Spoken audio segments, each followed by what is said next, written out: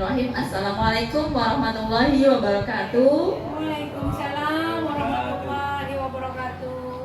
Selamat pagi Bapak dan Ibu, dan juga selamat pagi kepada Ibu penyaji kita, Ibu Marliana. Semoga kita semua sehat jiwa raganya. Amin.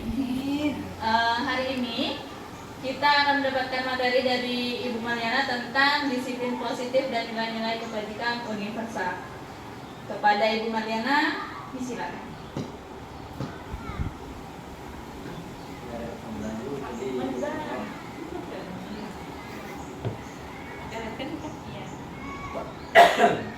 Assalamualaikum warahmatullahi wabarakatuh. Waalaikumsalam warahmatullahi wabarakatuh.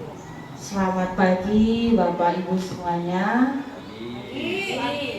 Alhamdulillahirabbil alamin. Assalatu wassalamu ala asrofil anbiya'i wal mursalin wa ala alihi wa sahbihi ajmain. Alhamdulillah, bersyukur kita kepada Allah Subhanahu wa taala yang mana pada pagi yang cerah ini kita bisa berkumpul di sela-sela kegiatan kita mengajar. Semoga nikmat yang diberikan oleh Allah Subhanahu wa taala ini bisa kita nikmati dengan sebaik-baiknya. Shalawat serta salam marilah kita kirimkan kepada baginda kita yaitu Nabi Muhammad SAW dengan ucapan Allahumma sholli ala sayyidina Muhammad wa ala ali sayyidina Muhammad. Semoga di yaumil akhir nanti kita mendapat syafaat dari beliau. Amin, Allahumma amin. Yang saya hormati Bapak, Ibu, Majelis Guru SD Negeri 4 Dwi Tunggal yang berbahagia. Izinkanlah saya berdiri di sini untuk berbagi pengalaman, berbagi ilmu. Sifatnya tidak menggurui dan sifatnya tidak sok pandai, hanya berbagi. Nah, sekarang Bapak Ibu semuanya kita berada di budaya positif sekolah ya. Tentu Bapak Ibu semuanya bertanya-tanya apa itu budaya positif di sekolah. Nah, sebagai seorang guru kita tentunya memiliki filosofi yang dikatakan oleh Ki Hajar Dewantara, ditiru dan digugu ya.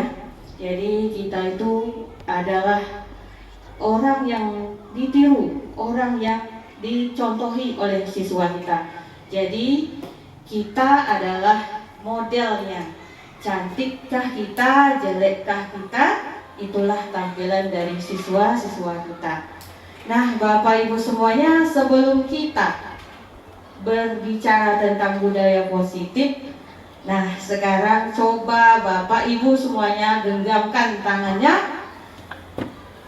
Boleh sebelah kiri dan boleh sebelah kanan. Nah, ya, genggamkan tangannya. Nah, sekarang genggamlah erat-erat tangannya itu.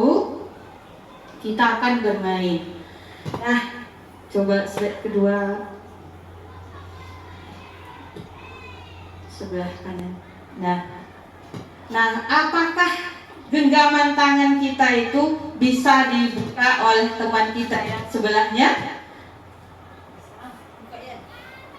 Apakah genggaman kita boleh dibuka oleh teman kita yang di samping kiri atau di samping kanan atau di belakang? Boleh. Tergantung genggamannya apa yang digenggam. Tergantung Yang kita genggam, karena mungkin nanti ada yang merasa rahasia, jadi tak boleh dibuka. Oke. Kalau buku ya, bolehkah genggamannya dibuka? Boleh. Menurut saya bisa.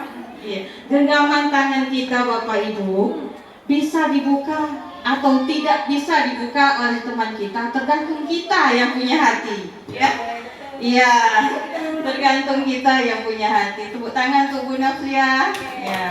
Begitulah murid kita, ya Bapak Ibu. Murid kita itu menerima atau tidak menerimanya itu itu dari hati dia itu menerima kontrol kita atau tidak? Kalau dia tidak membuka hatinya untuk dinasehati, untuk dimarah, untuk dia tidak akan menerima. Bukan kita itu sebagai saya ini guru, saya yang harus mengatur siswa saya, harus menjadi ini, harus begini, gitu kan. Kita hanya mengikut rentaknya. Apakah dia boleh memberi genggaman tangannya kepada kita, membuka? Kalau hatinya tidak membuka, justru tidak akan terjadi.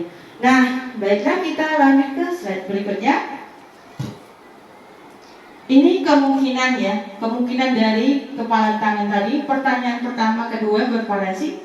Yang tadi saya sudah tanyakan, boleh lanjut lagi. Slide-nya Bu Udi ya. Nah, disiplin positif dan nilainya kebajikan universal ini menurut choice theory, psikiater dan pendidik Dr. William Glasser dalam kontrol teorinya, yang kemudian hari berkembang dan dinamakan choice theory, meluruskan beberapa miskonsepsi tentang makna kontrol. Nah, ini Bapak Ibu yang tadi sudah saya bicarakan. Pada dasarnya kita tidak dapat memaksa murid untuk berbuat sesuatu jikalau murid tersebut memilih untuk tidak melakukannya. Jadi kita tidak bisa memaksa Bapak Ibu ya, kalau siswa itu tidak membukanya. Kemudian walaupun tampaknya guru sedang mengontrol perilaku murid, hal demikian terjadi karena murid sedang mengizinkan dikontrol. Jadi siswa itu ketika dia bisa dia disiplin, bisa dia mengizinkan dirinya, memberi dirinya untuk dikontrol. Kalau dia tidak mengizinkan, kontrol itu tidak akan terjadi. Kemudian ilusi bahwa semua penguatan positif efektif dan bermanfaat. Penguatan efek positif dan terwujudkan adalah bentuk-bentuk kontrol. Nah, kita kan sering-sering membujukkan anak-anak, ayolah nak, kita belajar yang rajin.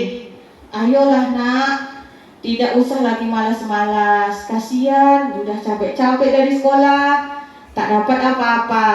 Nah, nanti akan kita temukan apakah kata-kata kita itu termasuk kontrol yang bagus atau belum.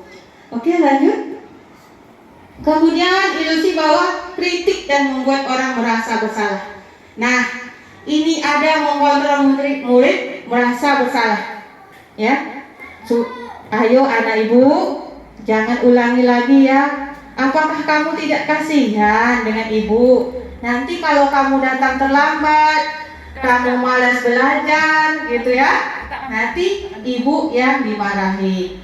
Itu adalah mengontrol murid menunjukkan pada identitas gagal. Jadi jangan Bapak Ibu membuat siswa merasa bersalah. Itu adalah kontrol yang gagal.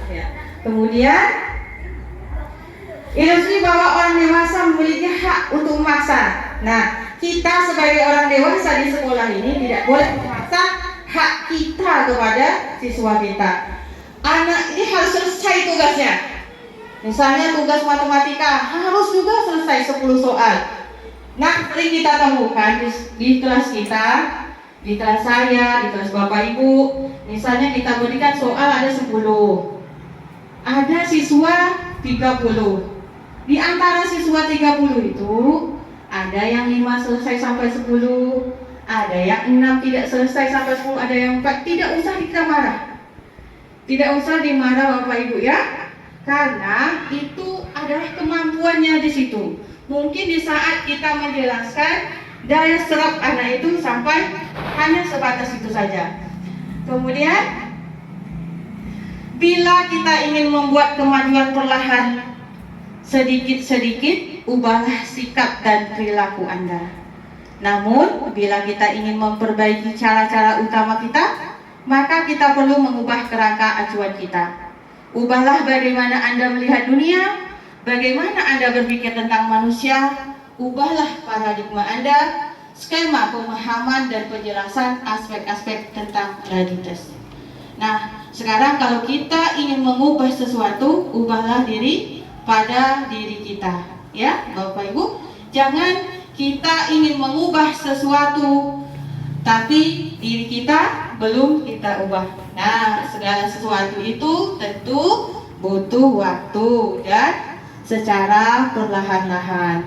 Oke, Bu. Nah, ini stimulus respon.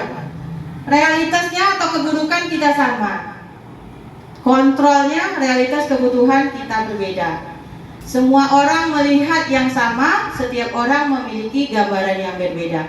Misalnya kita sama-sama melihat gambar yang ada di dinding tentang gambar presiden kita yaitu Pak Jokowi. Nah, mungkin dari sudut pandangnya Bu Windy, Pak Jokowi itu senyumnya sebelah kanan. Kalau dari Bu Zia, tentu senyumnya sebelah kiri. Kalau Bu Nafsia mungkin Pak Jokowi itu menghadapnya ke depan. Kalau Pak Jebur mungkin Pak Jokowi itu senyum pada saya. Begitulah pandangannya, satu gambar tetapi mempunyai pandangan yang berbeda-beda. Kemudian kita mencoba mengubah orang agar berpandangan sama dengan kita. Jangan, kita berusaha memahami pandangan orang lain tentang dunia. Kita pahami, oh menurut sini, jangan kita beranggapan salah itu Pak. Yang sebenarnya begini. Itu jangan sampai terjadi. Kemudian orang lain bisa mengontrol saya, hanya Anda yang bisa mengontrol diri Anda. Jadi seperti yang pertama tadi, yang bisa mengontrol diri kita adalah kita sendiri. Kemudian pemaksaan ada pada saat bujukan gagal. Di saat bujukan, ayolah kita mulai, ayolah kita mulai bagaimana supaya sekolah kita ini bagus, kita buat perangkatlah. Tapi kalau dari hati Bapak Ibu semuanya belum tergugah untuk membuat atau melangkah segala sesuatu itu, tentu tidak akan terjadi. Kemudian modal berpikir menang atau kalah, ya, modal berpikir menang kalah. Jangan menganggap langkah kita selalu kalah. Anggaplah menang. Melajulah, tetap melangkah. Oke? Lanjut ini.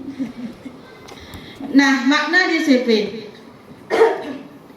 Kita sering berpikir disiplin. Apa yang terbayang di benak kita disiplin?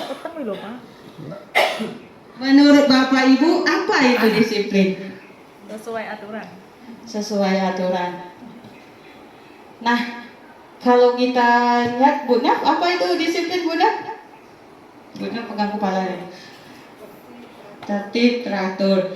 Nah, itu adalah tepat waktu. Iya. Itu adalah langkah-langkah pemikiran kita pertama tentang sebuah disiplin.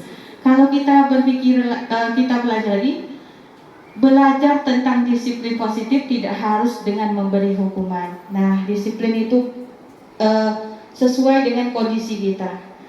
Jadi kata-kata yang perlu digarisbawahi oleh kita tentang sebuah budaya positif adalah belajar tentang disiplin positif tidak harus dengan memberi hukuman. Justru itu adalah salah satu alternatif terakhir, dan kalau tidak perlu jangan gunakan sama sekali.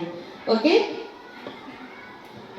Dalam budaya kita, makna kata disiplin dimaknai menjadi sesuatu yang dilakukan seseorang pada orang lain untuk mendapat kepatuhan, ya, supaya tadi mengapa kita dihukum, supaya siswa itu patuh dengan kita, kan?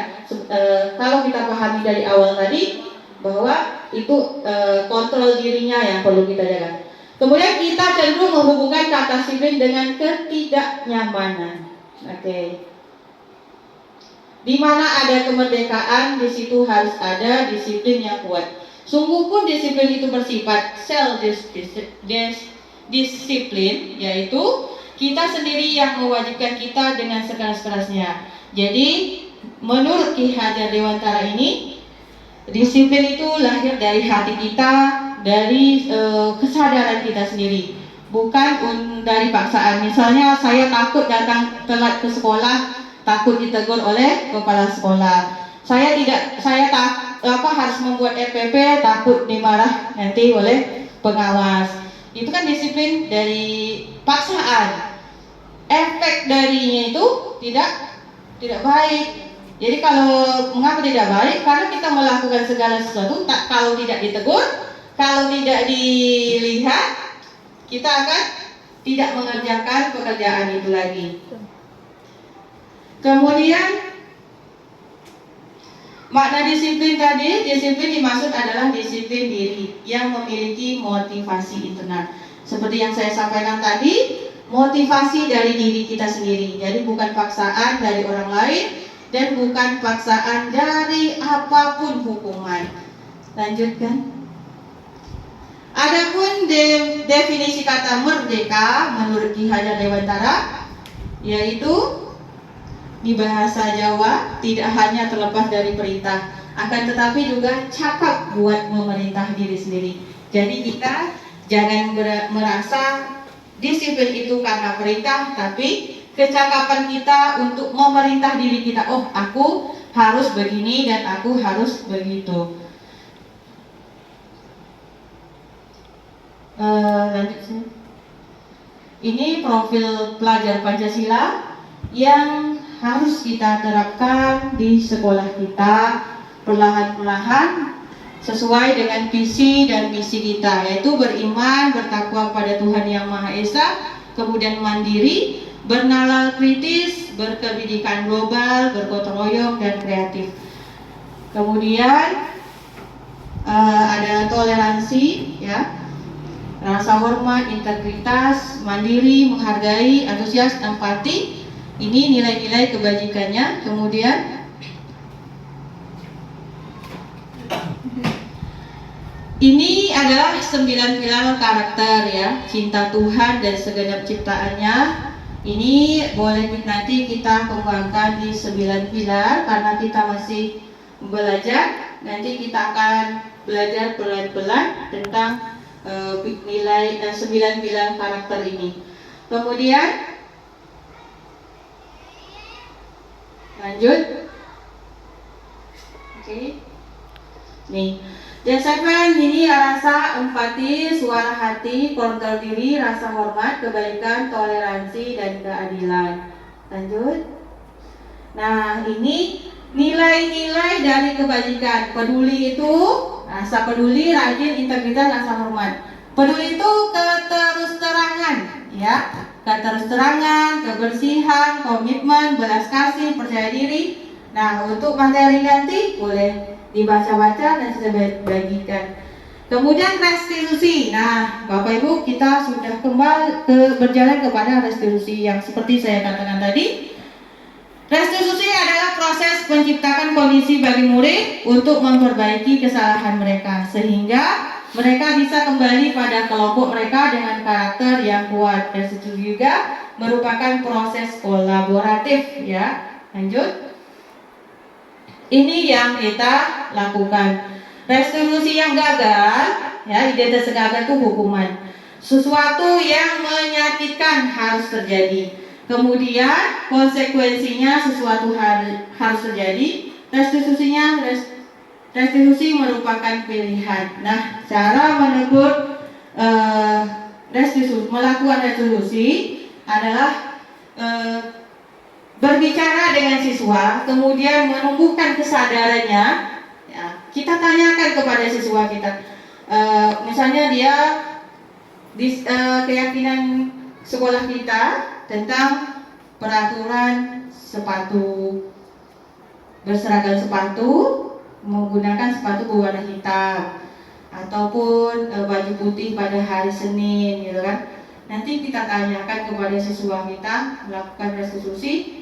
Kita tanyakan, sudah beberapa hari ini Ibu lihat kamu tidak menggunakan sepatu berwarna hitam. Ada apa?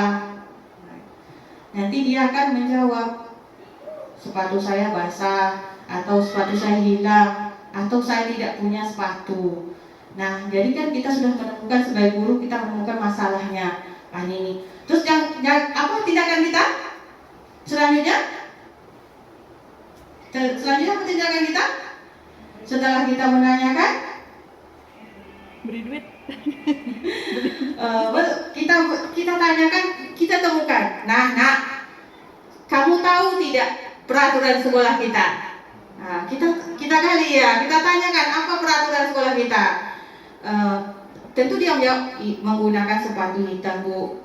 Nah, jadi dia yang menyebutkan kesalahan, dia menyebutkan tentang keyakinan sekolah. Kemudian dia yang menyebutkan.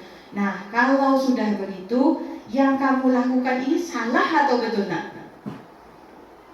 Salah. Nah, tentu dia mengatakan salah. Seharusnya apa yang kamu lakukan? Itu seharusnya yang dijawab oleh siswa kita. Nah, kita tidak perlu. Kamu tidak pakai sepatu hitam. Sudah 3 kali, dah balik. Jangan sekolah lagi. Kalau tidak punya sepatu hitam. Itu tidak kan?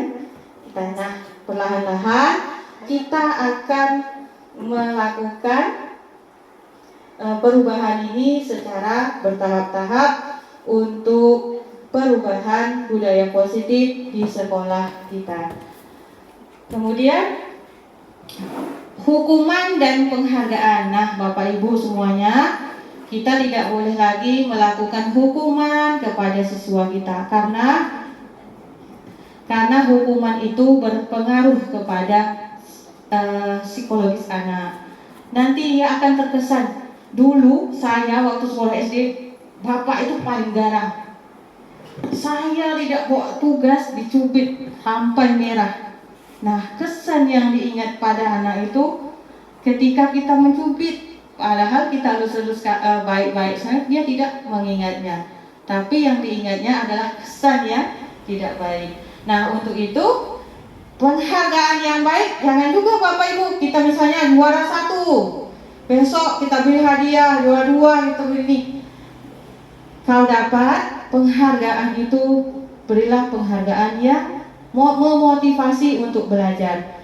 Karena penghargaan itu tidak bisa juga menumbuh kembangkan motivasi yang baik pada diri kita. Oke?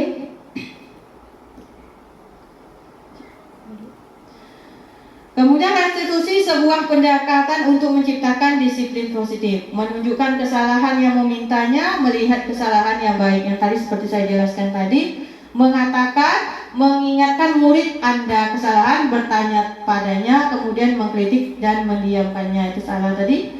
Lanjut. Ini restitusi menciptakan kondisi baik murid untuk memperbaiki kesalahannya. Nanti untuk tindakan restitusi, siswa itu setelah dia menemukan kesalahannya, dia yang memperbaikinya, dia yang menemukan solusi dari kesalahan yang dibuatnya. Oke? Lanjut.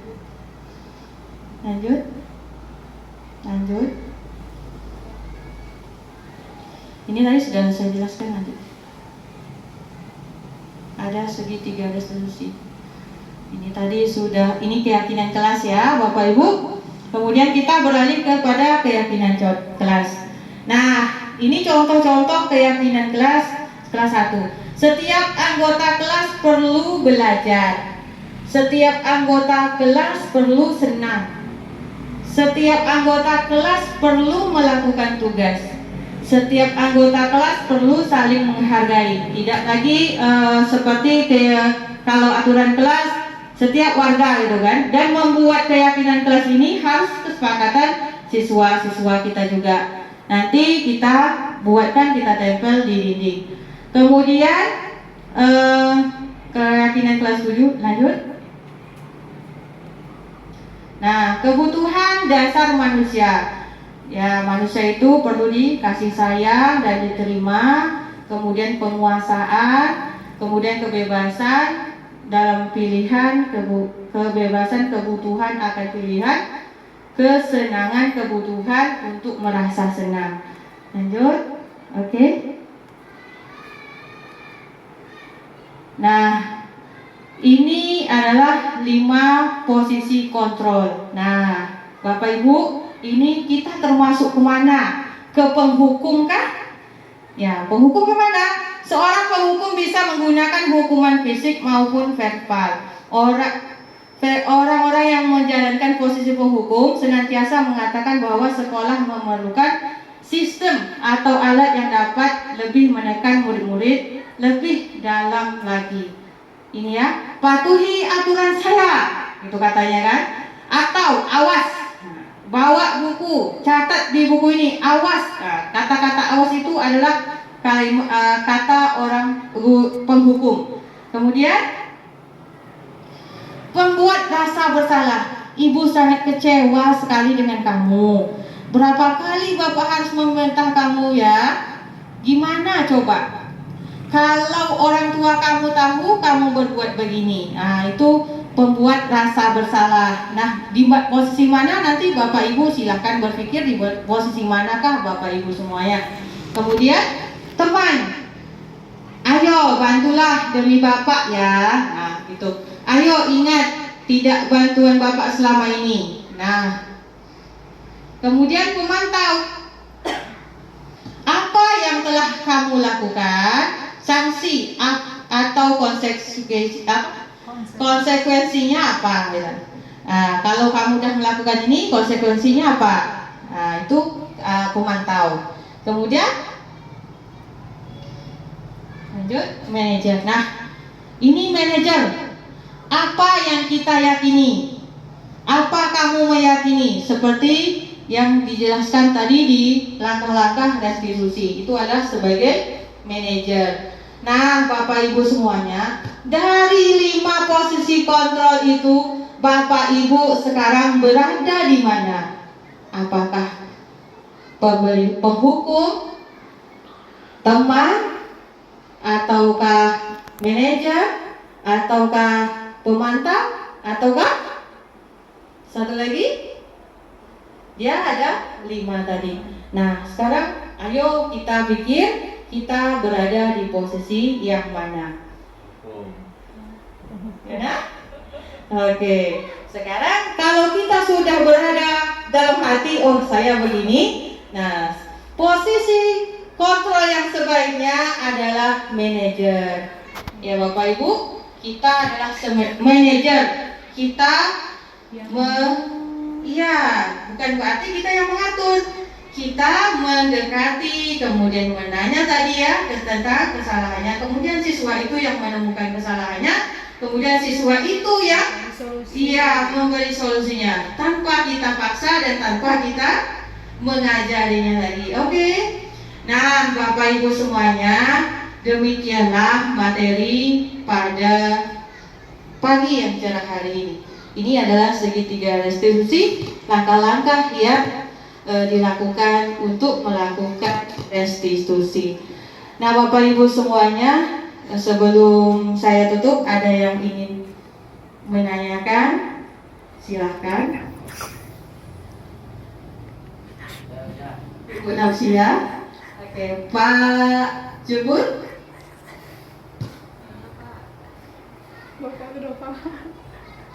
Kalau sudah paham, ayo kita lakukan budaya positif di sekolah kita dengan semangat. Kita ubah pola pikir kita dan kita pahami dan renungi berada di posisi manakah kita sekarang, dan seharusnya mari kita rubah ke posisi manajer.